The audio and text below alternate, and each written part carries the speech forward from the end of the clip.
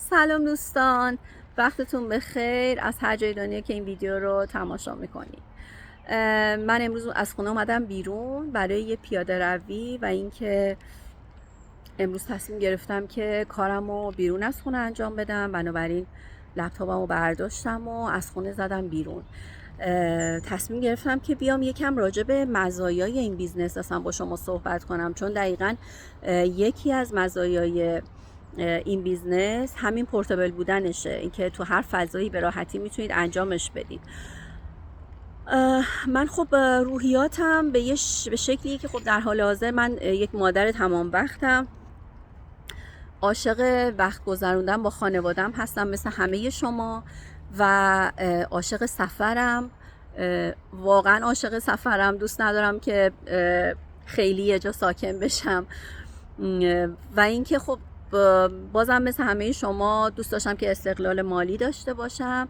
بنابراین اینها منو موتیویت کرد که دنبال فعالیتی بگردم که بتونه همه اینها رو با هم تامین بکنه و در نهایت با این بیزنس آشنا شدم بعد از خب کلی تحقیق، چون من خیلی برام مهم بود که بیزنسی که شروع میکنم قانونی باشه. به این نتیجه رسیدم که دقیقاً این همون کاریه که من دنبالش بودم و کاملا قانونیه. آخر سال ما تکس پرداخت میکنیم به دولت و بین المللی هست، تو همه کشورها قابل انجامه به جز کشورهای مشمول تحریم که متاسفانه ایران و افغانستان هم جزش هست.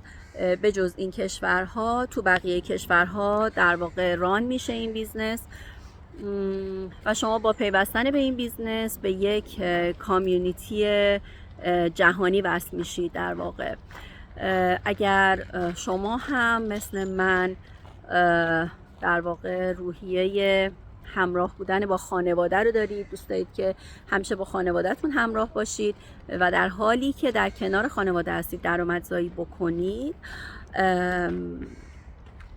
آدرس ایمیل من، آدرس وبسایت من زیر این ویدیو درج شده. من مهسا سایی هستم و ونکوور زندگی میکنم. خوشحال میشم که بتونم کمکتون کنم.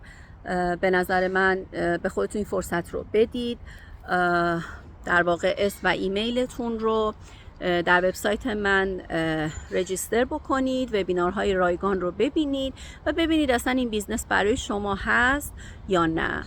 من خوشحال میشم بتونم کمکتون بکنم و به امید دیدارتون در میتینگ های آینده هستم. شب و روزتون خوش.